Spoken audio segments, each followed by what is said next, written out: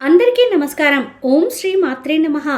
మౌనంగా ఉండడం వల్ల వచ్చే శక్తిని తెలుసుకోండి. ఒక ఊరిలో భార్యాభర్తలు ఎప్పుడూ గొడవ పడుతూ ఉండేవారు. తన భార్య ఎప్పుడూ అరుస్తూనే ఉండేది. అవసరం లేని మాటలు మాట్లాడుతూ ఉండేది. భార్య ఎక్కువగా మాట్లాడడం వల్ల ఏదో ఒక సమస్య వస్తుండేది. ప్రతిరోజు ఇలా జరుగుతూ ఉండేది. భర్తకి ఏం చేయాలో అర్థం కాకుండా ఉండేది. ఒక రోజున తన మిత్రుడు తన వద్దకు వచ్చి ఆయన సమస్యను తెలుసుకుని పక్క ఊరికి ఒక సాధువు వచ్చాడని, ఆయన నీకు ఏదైనా పరిష్కారం చూపిస్తాడు అని చెబుతాడు. అది విన్న ఆ వ్యక్తి మరునాడు ఉదయాన్నే తన భార్యను తీసుకుని ఆ సాధువు వద్దకు చేరుకున్నాడు. గురువుగారికి నమస్కరించి, గురుదేవా, నా భార్య ఎప్పుడూ ఏదో ఒకటి మాట్లాడుతూనే ఉంటుంది. అనవసరమైన విషయాల గురించి మాట్లాడుతూ నాతో గొడవ పడుతూ ఉంటుంది. నేను చాలా నచ్చజెప్పే ప్రయత్నాలు చేశాను. తక్కువగా మాట్లాడమని, మౌనంగా ఉండమని చెబుతూనే ఉన్నాను. కానీ నా మాట అస్సలు వినడం లేదు. దానివల్ల మా ఇంట్లో చాలా గొడవలు జరుగుతూ ఉంటాయని చెప్పాడు. అప్పుడు ఆ సాధువు, నేను ముందుగా మీకు ఒక కథ చెబుతాను, వినండి. అది విన్న తర్వాత మీకు బాగా అర్థమవుతుంది. ముందు కథను జాగ్రత్తగా వినండి అంటూ ఆ సాధువు కథను చెప్పడం ప్రారంభించాడు. పూర్వం మా గురువుగారి ఆశ్రమంలో ఒక శిష్యుడు ఉండేవాడు. అతను చాలా ఎక్కువగా మాట్లాడేవాడు. ఎప్పుడూ కూడా ప్రశాంతంగా ఉండేవాడు కాదు. అక్కడి మాటలు ఇక్కడ, ఇక్కడి మాటలు అక్కడ చెబుతూ ఉండేవాడు. అతను భిక్ష కోసం ఊర్లోకి వెళ్ళి ఏదో ఒక విషయాన్ని తీసుకువచ్చి మిగతా శిష్యులకు చెబుతూ ఉండేవాడు. ఎదుటి వారి ముందు నేనే గొప్ప అని నిరూపించుకునే ప్రయత్నం చేసేవాడు. తన గురించి తానే గొప్పగా చెప్పుకునేవాడు. ఆశ్రమంలో తాను మాత్రమే గొప్ప అనే భావన అతనికి ఉండేది. నేను చాలా గొప్ప ఇంట్లో జన్మించాను. నేను అనుకుంటే చాలా సుఖంగా జీవించేవాడిని. కానీ నేను అన్నింటినీ విడిచి ఇక్కడికి వచ్చాను. ఎందుకంటే నన్ను నేను తెలుసుకోవాలి, నాకు ఆత్మజ్ఞానం కలగాలని ఈ ఆశ్రమానికి వచ్చానని చెప్పుకునేవాడు. ఒకరోజు గురువుగారు అందరి శిష్యులను పిలిచి, మీరందరూ వచ్చే నెల మొత్తం ఎలా ఉండాలో ఒక సంకల్పం తీసుకోండి.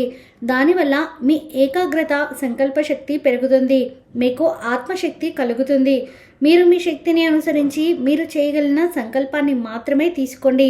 మీ సంకల్పం నెల రోజులు పూర్తి కాకుండానే విరిగిపోతే మీరు మళ్ళీ మీ పాత దినచర్యలు పాటించాలని గురువుగారు అంటారు.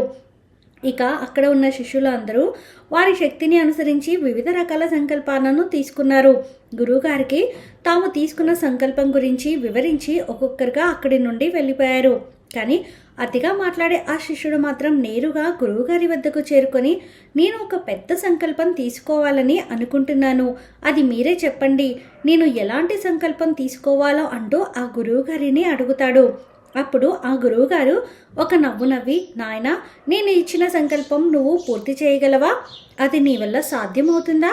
కాదు, అది నీ వల్ల సాధ్యం కాదు. నువ్వు దానిని పూర్తి చేయలేవు. అందుకే నువ్వు ఏదైనా నీ శక్తికి తగ్గట్టుగా ఒక సంకల్పాన్ని ఎంచుకో అని గురువుగారు అంటారు. అప్పుడు ఆ శిష్యుడు, లేదు గురుదేవా, మీరు ఏ సంకల్పాన్ని ఇచ్చినా సరే నేను దానిని తప్పకుండా పూర్తి చేస్తాను. మీరు ముందు ఆ సంకల్పం ఏమిటో చెప్పండి అని అడుగుతాడు. అప్పుడు ఆ గురువుగారు, సరే అయితే వచ్చే నెల మొత్తం నువ్వు మౌనంగా ఉండాలి, ఒక్క మాట కూడా మాట్లాడకూడదు, ఇదే నీ సంకల్పం అని చెబుతాడు. అప్పుడు ఆ శిష్యుడు, గురుదేవా, ఇది కూడా ఒక సంకల్పమా?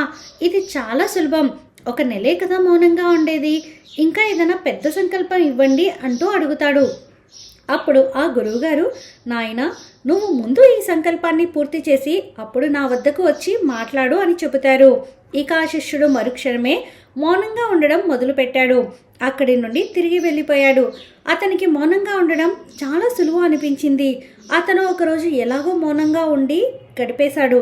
కానీ రెండవ రోజు మౌనం అతని స్వేచ్ఛకు అడ్డుగా అనిపించింది. మూడో రోజు అతని మనసు బరువైంది. ఇక 4వ రోజు నుండి అతని మనసులో ప్రశాంతత లేదు. ఎందుకంటే ఆ ఆశ్రమంలోని అందరి శిష్యులు ఒకరితో ఒకరు బాగా మాట్లాడుకుంటున్నారు. తాను కూడా వాళ్ళతో మాట్లాడాలనుకుంటున్నాడు. కానీ అతని సంకల్పం అతనికి అడ్డు వస్తుంది. అందుకే అతను మౌనంగా ఉండిపోయాడు. ఇలా కొన్ని రోజులు గడిచిపోయాయి. మెల్లిగా ఆ శిష్యుడు అనారోగ్యం పాలయ్యాడు. అతని తల ఆలోచనలతో బరువెక్కింది. ఆహారం కూడా సరిగ్గా తీసుకోవడం లేదు. అతని ఆలోచన కేవలం మాట్లాడాలనుకుంటున్నాడు. ఇక అతను నేరుగా గురువు వద్దకు వెళ్ళి ఒక కాగితం మీద రాసి చూపించాడు. గురుదేవా, నేను మాట్లాడాలనుకుంటున్నాను, మాట్లాడుకుంటే నాకు శ్వాస ఆడడం లేదు, నాకు ప్రశాంతత లేదు, మానసికంగా నేను ప్రశాంతంగా లేను. ఇప్పుడు నేను ఏం చేయాలి?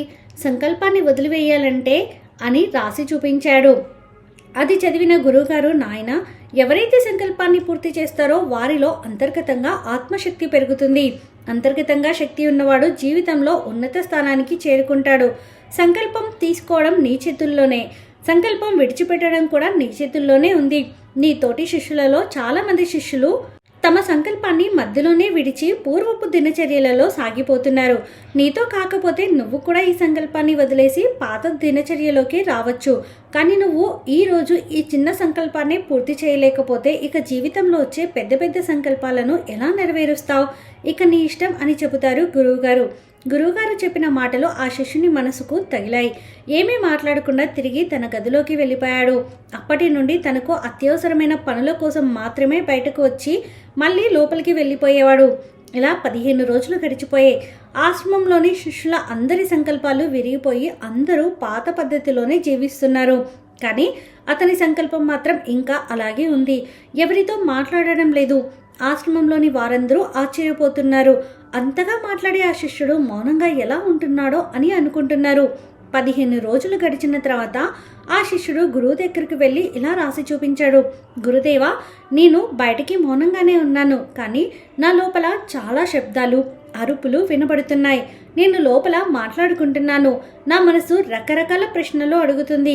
నేను బయట ఎంత మౌనంగా ఉంటానో లోపల అంతగా అరుస్తున్నాను గురుదేవా. ఇప్పటికీ కూడా నా సంకల్పం నిలబడి ఉందా అంటూ అడుగుతాడు. అప్పుడు ఆ గురువుగారు, అవును, నీ సంకల్పం ఇంకా విరిగిపోలేదు. కానీ ఎప్పటి వరకు బయటి వ్యక్తుల మాటలు నీకు వినిపిస్తూనే ఉంటాయో అప్పటి వరకు నీ మనసులో ప్రశాంతత ఉండదు. నువ్వు బయటకు మౌనంగా ఉన్నా లోపల మాత్రం మాట్లాడుతూనే ఉంటావు. నువ్వు ఆ మాటల నుండి దూరంగా వెళ్ళిపో అని అంటారు. గురువుగారికి నమస్కరించి అక్కడి నుండి వెళ్ళిపోయాడు ఆ శిష్యుడు. ఉదయం తొందరగా లేచి అడవుల వైపు వెళ్ళిపోయాడు. ఇలా రోజులు గడుస్తున్నాయి. సంకల్పం కోసం గురువుగారు ఇచ్చిన నెల రోజుల సమయం ముగిసిపోయింది. కానీ అడవుల్లోకి వెళ్ళిన ఆ శిష్యుడు మాత్రం ఇంకా తిరిగి రాలేదు. ఆశ్రమంలోని శిష్యులందరూ అతనిని అడవిలోని క్రూర జంతువులు చంపేశాయేమో అని అనుకున్నారు. అందరూ అతడిని చాలా వెతికారు, కానీ అతని జాడ ఎక్కడా దొరకలేదు. ఇక అందరూ నిర్ధారించుకున్నారు అతడిని అడవిలోని క్రూర జంతువులు తినేశాయి అని. కానీ గురువు గారికి అలా అనిపించలేదు. ఒకరోజు ఒక శిష్యుడు గురువు వద్దకు వచ్చి, గురుదేవా, అతిగా మాట్లాడే శిష్యుడికి ఏం జరిగింది? నిజంగానే అతన్ని జంతువులు చంపేశాయా? అసలు ఏం జరిగి ఉంటుంది అని గురువుగారిని అడుగుతాడు. అప్పుడు ఆ గురువుగారు, నువ్వు చెప్పింది అయినా అయి ఉండొచ్చు, లేదా అతను తిరిగి రాకపోవడానికి వేరే కారణం కూడా అయి ఉండవచ్చు. అతను దేనికోసమైతే అడవిలోకి వెళ్ళాడో అక్కడ అతనికి అది దొరికి ఉండవచ్చు అని గురువుగారు అంటారు. అప్పుడు ఆ శిష్యుడు, గురుదేవా, ఎక్కువ మాట్లాడడం అంత ప్రమాదమా అని అడుగుతాడు. అంతటా ఆ గురువుగారు, నాయనా, మానవునికి ఉండే అనేక దుఃఖాలలో ఒక దుఃఖం ఏమిటంటే మౌనంగా ఉండకపోవడమే. మానవుడు ఎల్లప్పుడూ ఏదో ఒకటి మాట్లాడుతూనే ఉంటాడు. మనం అనవసరంగా మాట్లాడడం వల్లే అనేక సమస్యలు వస్తాయి. మనలో ఎవరూ కూడా మాట్లాడకుండా ఉండాలని చూడరు. ఎదుటివారికి తమ గురించి అన్నీ చెప్పేయాలని అనుకుంటారు.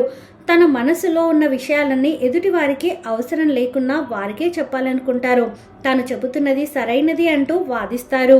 సరిగ్గా ఇలాగే ఎదుటివారు కూడా ఆలోచిస్తారు. ఇలా ఒకరి గురించి ఒకరు చెప్పుకోవడం జీవితాంతం నడుస్తూనే ఉంటుంది. దీనివల్ల ఎవరికి లాభం ఉండదు. అంతేకాదు, వారి శక్తి, విలువైన సమయం, వాళ్ళ గౌరవం కోల్పోతారు అని చెప్తారు గురువుగారు. అప్పుడు ఆ శిష్యుడు, గురుదేవా, మరి దీనికి పరిష్కారం ఏమిటి అని అడుగుతాడు. అప్పుడు ఆ గురువుగారు, నాయన, పూర్తి అవగాహనతో మన ఆలోచనలను చూడాలి. మాట్లాడుతున్న ప్రతి మాటను ఆలోచించి మాట్లాడాలి అని చెబుతారు. ఆశ్రమాన్ని విడిచి 3 నెలలు గడిచిపోయాయి. కానీ అతని గురించి ఎవరికీ ఏమీ తెలియదు. అందరూ కూడా ఇక అతను తిరిగి వస్తాడో అనే విషయాన్ని మర్చిపోయారు. కానీ ఒక రోజున అతిగా మాట్లాడే శిష్యుడు ఆశ్రమానికి తిరిగి వస్తాడు. అతనిని చూసి అందరూ ఆశ్చర్యపోయారు. అతను పూర్తిగా మారిపోయి తిరిగి వచ్చాడు. అతని కన్నులలో పూర్తిగా శాంతి కనిపిస్తుంది. ఆ ఆశ్రమంలోకి రాగానే శిష్యులు అందరూ అతనిని చుట్టుముట్టారు. అందరూ అతనితో మాట్లాడుతున్నారు. అతను కూడా మాట్లాడుతున్నాడు. కానీ ఇంతకు ముందులాగా ఏది పడితే అది అనవసరమైన మాటలు మాట్లాడడం లేదు. అతను మాట్లాడే ప్రతి మాట చాలా మధురంగా, ఎంతో ఆలోచించి మాట్లాడుతున్నట్టుగా అనిపిస్తున్నాడు. కొద్దిసేపు శిష్యులతో మాట్లాడిన తర్వాత నేరుగా గురువుగారి వద్దకు చేరుకున్నాడు. గురువుగారి పాదాలకు నమస్కరించి, గురుదేవా, నేను ఇప్పుడు కూడా మౌనంగానే ఉన్నానా? నా సంకల్పం ఇంకా నడుస్తుందా అంటూ అడుగుతాడు. అప్పుడు ఆ గురువుగారు ఆ శిష్యుడి కన్నులను బాగా గమనించి, నాయనా, నువ్వు ఇంకా మౌనంలో ఉన్నావు, నువ్వు ఏమీ మాట్లాడడం లేదు, నీ సంకల్పం ఇంకా నడుస్తూనే ఉంది అని అంటాడు. ఆ శిష్యుడు, గురుదేవా, నేను ఆశ్రమం నుండి అడవిలోకి వెళ్ళినప్పుడు బయటికి మాట్లాడలేదు, కానీ నా లోపల చాలా రకరకాల శబ్దాలు, అరుపులు వినిపించేవి. నా మనసులో చాలా రకరకాల ప్రశ్నలు ఉండేవి. నేను ఇంకా అడవి లోపలికి వెళ్ళాను. అక్కడ మానవ మాత్రులు ఎవ్వరూ లేరు. నాకు శాంతి లభిస్తుందని అటు వెళ్ళాను. నేను ఎంతో ఏకాంతంలోకి వెళ్ళాను. నా లోపల ఉన్న శబ్దాలు మరింతగా పెరిగాయి. అప్పుడు నాకు అర్థమైంది, నేను ఎంత పెద్ద తప్పు చేశానో. నేను నా కుటుంబీకులతో, నా స్నేహితులతో మాట్లాడిన మాటలన్నీ నాకు గుర్తుకు వచ్చాయి. ఎదుటి వారిని నా మాటలతో ఎంత ఇబ్బంది పెట్టానో నాకు అర్థమైంది. చాలా రోజుల వరకు పాతవన్నీ నాకు గుర్తుకు వస్తున్నాయి, కానీ మెల్లిమెల్లిగా ఒక్కొక్కటిగా నా మనసులో నుంచి పాత విషయాలన్నీ తొలగిపోయాయి. ఇక లోపల నుండి కూడా నేను మౌనంగా ఉన్నాను. ఆ అడవిలో నాకు కొత్త విషయాలు చెప్పేవారు అక్కడ ఎవరూ లేరు. మెల్లిమెల్లిగా నాకు శాంతి లభించింది. ఇప్పుడు ఏ ఆలోచన లేదు, ఎవరితో మాట్లాడవలసిన అవసరమూ లేదు. ఆ రోజు నాకు పూర్తిగా 4 వైపుల నుండి శాంతి లభించింది. అయినా కూడా కొన్ని శబ్దాలు వినపడ్డాయి. ఆ శబ్దాల ముందు కూడా వచ్చేవి, కానీ నేను వినలేకపోయేవాను. ఆ శబ్దాలు ఏమిటంటే, గాలి వీస్తున్న శబ్దం, పక్షుల కిలకిలా శబ్దం, పారే నీటి శబ్దం. ఇవన్నీ నేను మొదటిసారి విన్నాను. అన్ని వైపుల నుండి నాకు శాంతి లభించింది. నాకు ఇంతకుముందు ఎప్పుడూ ఇంత శాంతి లభించలేదు. ఇప్పుడు నేను ఆశ్రమంలోని శిష్యులతో మాట్లాడాను. గురుదేవా, ఇప్పుడు మీతో మాట్లాడుతున్నాను. నేను అన్నీ చూస్తున్నాను, నడుస్తున్నాను, కానీ లోపల మాత్రం చాలా ఏకాంతంగా ఉన్నాను, మౌనంగా ఉన్నాను. నా మనసులో ఏ ఆలోచనలు లేవు. ఇప్పుడు కూడా నేను ఏకాంతంగానే ఉన్నాను అని శిష్యుడు అంటాడు. అప్పుడు ఆ గురువుగారు, నాయన, మనం బయటికి మాట్లాడుతున్నన్ని రోజులు లోపల అశాంతి ఉంటుంది. ఏ రోజు అయితే లోపల పరిశీలించి చూసుకుంటామో అప్పుడు బయటకు మనం మాట్లాడలేము. లోకంలో ఎన్ని చెడు పనులు జరుగుతాయో అవన్నీ కూడా కేవలం ముందుగా మాటలతోనే మొదలవుతాయి. మనం అవసరానికి మించి మాట్లాడుతాం. మనం ఎదుటివారు చెప్పేది వినం. ముందుగా మన గురించి గొప్పగా చెప్పాలనుకుంటాం. దీనివల్ల మన విలువైన శక్తి, సమయం రెండూ వ్యర్థమైపోతాయి అని గురువుగారు చెబుతారు. ఇదంతా విన్న శిష్యుడు గురువుగారికి నమస్కరించి తిరిగి అక్కడి నుండి దూరంగా వెళ్ళిపోయాడు. ఈ కథను ముగించిన సన్యాసి ఆ దంపతులకు ఇలా చెబుతున్నాడు, చూడండి, ఎప్పుడైతే ఒకరు చెప్పేది పూర్తిగా వినకుండా అనవసరంగా మాట్లాడుతారో, ఎదుటి వారిని అర్థం చేసుకోకుండా మాట్లాడుతారో, అప్పుడు గొడవలు మరింతగా పెరుగుతాయి. ముందుగా మీరు శాంతంగా ఉండడం నేర్చుకోండి. మాట్లాడుతున్న ప్రతి మాట ఆలోచించి మాట్లాడండి. ఒకరిని ఒకరు అర్థం చేసుకోండి. ఎంత అవసరం ఉంటుందో అంతే మాట్లాడుకోండి. వ్యర్థమైన మాటలు మన సమయాన్ని, శక్తిని నష్టపరుస్తాయి అని సన్యాసి చెబుతాడు. ఇక ఆ దంపతులు తమ తప్పును తెలుసుకొని గురువుగారికి నమస్కరించి ఆనందంగా అక్కడి నుండి వెళ్ళిపోయారు. ఈ వీడియో మీకు నచ్చితే ప్లీజ్ లైక్ చేయండి. మరికొంతమందికి వీడియోని షేర్ చేయండి. ఫస్ట్ టైం ఛానల్ని చూస్తున్న వారు సబ్స్క్రైబ్ చేసుకొని పక్కనే ఉన్న బెల్ ఐకాన్ని క్లిక్ చేయండి. సర్వేజన సుఖినో భవంతు.